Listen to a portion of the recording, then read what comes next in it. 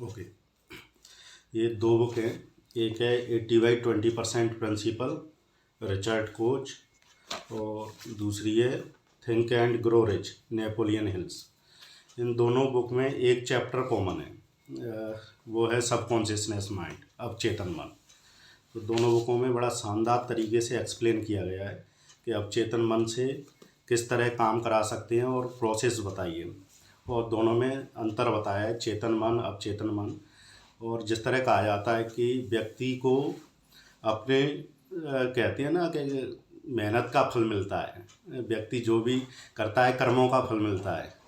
तो कर्मों का फल नहीं मिलता है। यदि व्यक्तियों को कर्मों का फल मिलता तो जो ठेला ढका रहे या जो पूरा दिन मेहनत करते हैं वो करोड़पति होते। तो व्यक्ति को कर्मों का फल नहीं मिलता, व्यक्ति को अपने ज्ञान का फल मिलता है। जो व्यक्ति जितना ज्ञानी होता है वो उतना पैसे वाला होता है। तो सबकॉन्शियसनेस माइंड कहीं ना कहीं ज्ञान से कनेक्ट होता है। और जिस तरह एक्सप्लेन किया गया है बुक में कि आपके जो फाइनाइट माइंड है और इनफाइनाइट इंटेलिजेंस है, उसके बीच में लिंक करता है सबकॉन्शियसनेस माइंड। ये एक मीडिएटर है दोनों को कनेक्ट करने के लिए, जो फाइनाइट माइंड और इनफाइनाइट इंटेलिजेंस, उसके बीच में लिंक करने के लिए उन्होंने बताया कि ये आपका एक प्रिय मित्र है, आप इसे जो बताते हो वो करता है। तो इसमें कुछ साइंटिफिक रीज़न भी बताए हैं। जैसे फ्रांस के सबसे पहले साइंटिस्ट थे पियरे जेनरेट, 1859 से 1947 तक। तो इन्होंने इसका जो लिंक है उसका नाम दिया था अवचेतन मन।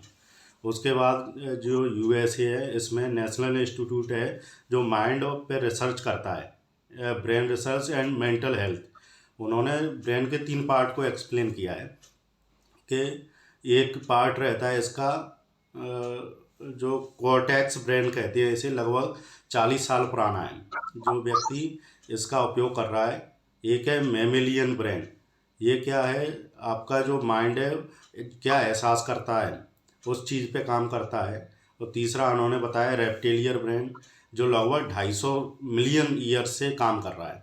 जब से मानव जाति का निर्माण हुआ है तब से रेप्टिलियन ब्रेन काम कर रहा है। कि जिस तरह जो सर्पीले जीव जंतु जिस तरह काम करते हैं, जिस तरह उनका ब्रेन अच्छे से काम करता है, तो रेप्टिलियन ब्रेन बोला जाता है इस तरह। और ब्रेन क्या है, सब कुछ कंट्रोल ब्रेन से ही होता है। जो सबकॉन्शियसनेस जिस तरह ब्रॉडली बताते हैं कि चेतन और अवचेतन मन 2 तरह के रहते हैं। चेतन मन कौन सा रहता है कि आप किसी चीज़ पे वन थिंग, जिस तरह आप बताते हो वन थिंग, तो अब वो चेतन मन हो गया। आप किसी एक चीज़ पे फोकस कर रहे हो, वो चेतन है, आप कहते हैं चेतना से। लेकिन जो आपकी बॉडी में जो लाखों करोड़ों प्रक्रियाएं चल रही हैं, प्रोसेस चल रही हैं, आपका दिल धड़क रहा है, ब्रीदिंग चल रहा है, आपकी आई जो सेंस है, तो ये सब अवचेतन मन कंट्रोल करता है। इसको 24 घंटे आपके लिए काम करता है। चेतन मन आप जब फोकस करते हो उसी समय काम करता है। लेकिन अवचेतन मन इस तरह बताया गया है बुक में कि जो आपका ब्रेन है, जो मन है, उसका 92% पार्ट चेतन मन रहता है। मात्र 8% आप फोकस कर सकते हो मतलब चेतन मन पे।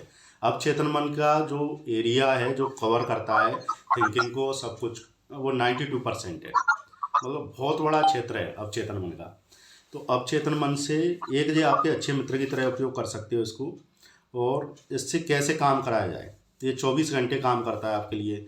तो उसको काम कराने की भी प्रोसेस बताई गई है कि आप इसको जो भी बोलते हो वो सच मान लेता है।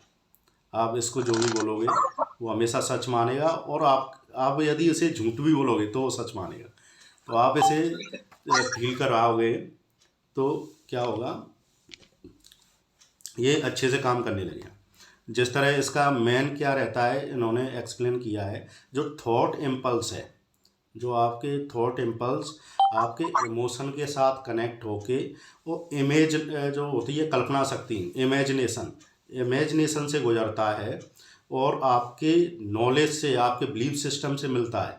तो आप अपने ड्रीम को, जो भी मिशन है, उसे अचीव कर लोगे। मतलब आपके विचार आए और वो विचार को आपने अपनी कल्पना शक्ति से गुजारा, जो उसके बाद यदि आपने उस चीज़ पे विश्वास कर लिया तो आप अचीव कर लोगे सब चीज़ को, क्योंकि आपका सबसे अच्छा मित्र है आपका सबकॉन्शियसनेस माइंड।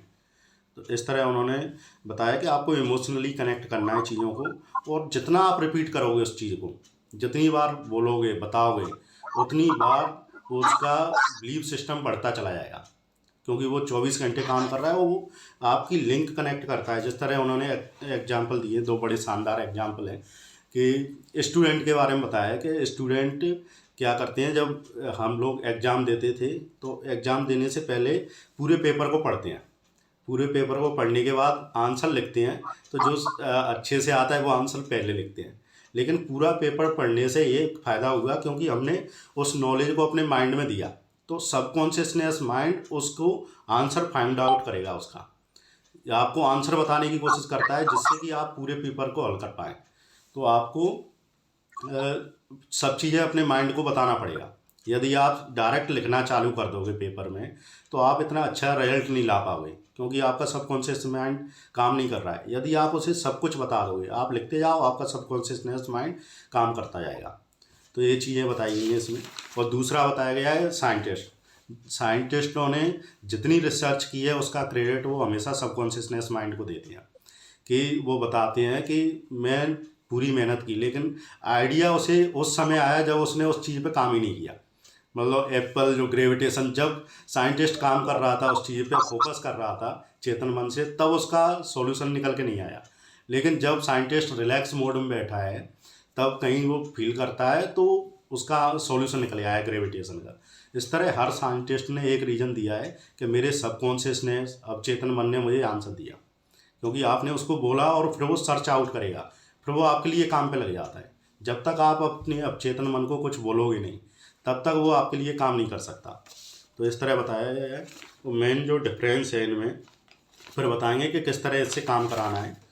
तो एरिया का हो गया 92% क्या रहता है, सबकॉन्शियसनेस माइंड ब्रेन का एरिया कवर करता है, यूज करता है, और 8% चेतन मन जो फोकस करते हो, वो मात्र 8% रोल है उसका।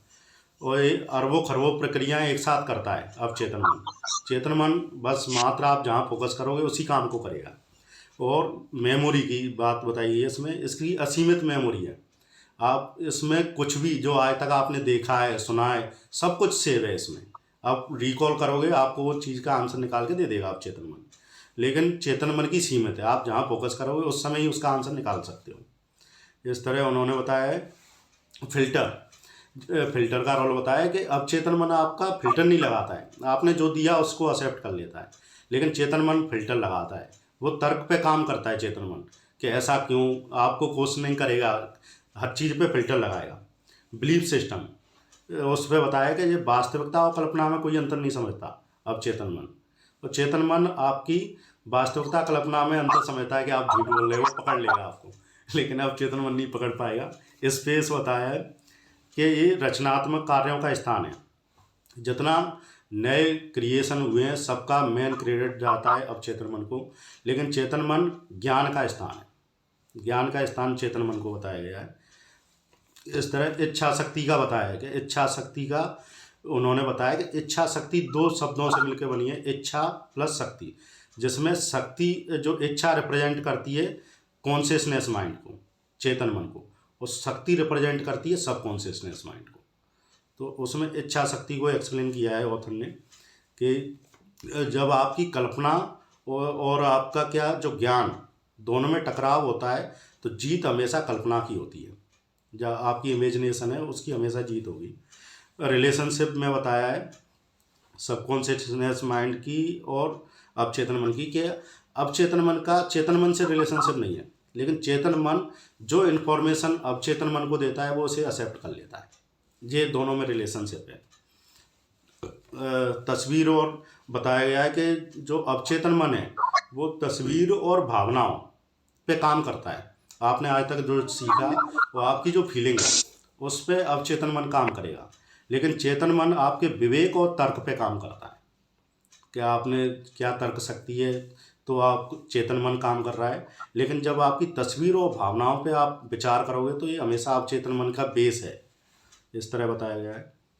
अब कहा जाता है कि अनफाइनाइट है, असीमित क्षमता है अब चेतन मन की, कोई बता ही नहीं सकता कितनी क्षमता है।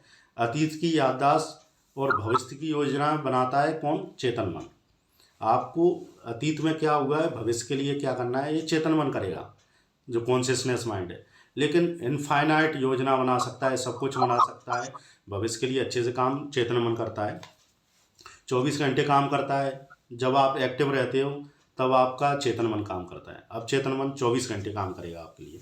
इफेक्ट पड़ता है इस चीज़ का, रिलेशनशिप, जो सबकॉन्शियसनेस माइंड पे किस चीज़ का इफेक्ट पड़ेगा, आपका रिलेशनशिप, आपके इमोशन और आपकी कल्पना शक्ति, ये प्रभाव करते हो। आप रिपीट करोगे जितना ज़्यादा उस चीज़ को, ऐसे कृतज्ञता आप लिखते हो, बार बार रिपीट करोगे तो वो चीज़ें आपके लिए बिल्कुल एक्चुअल में होने लगेंगी। जितना आप उसको बताओगे, काम पे लगाओगे, उतना वो करेगा काम।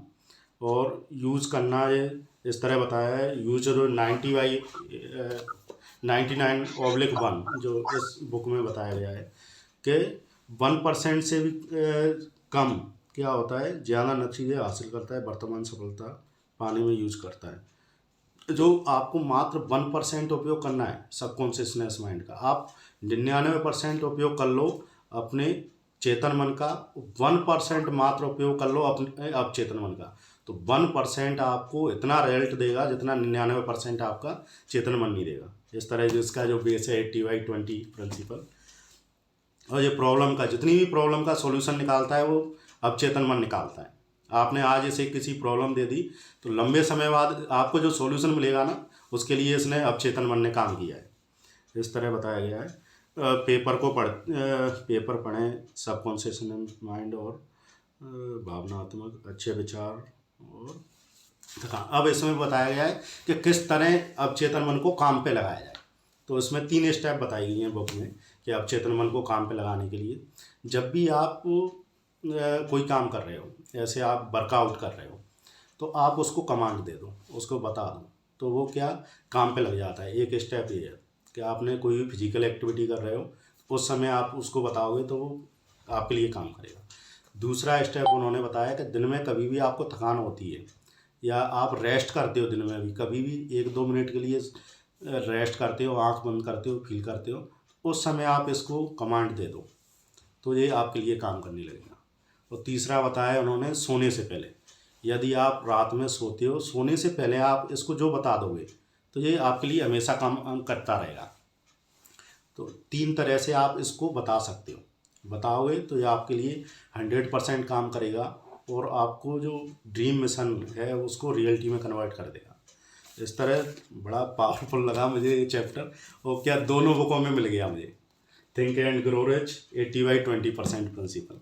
तो ये दोनों बुकों की समरी थी कि इस तरह अवचेतन मन को काम पे लगाकर आपके जो भी सपने हैं, ड्रीम मिशन है, उसको आप पूरा कर सकते हो। जी, thank you. Great sir, great.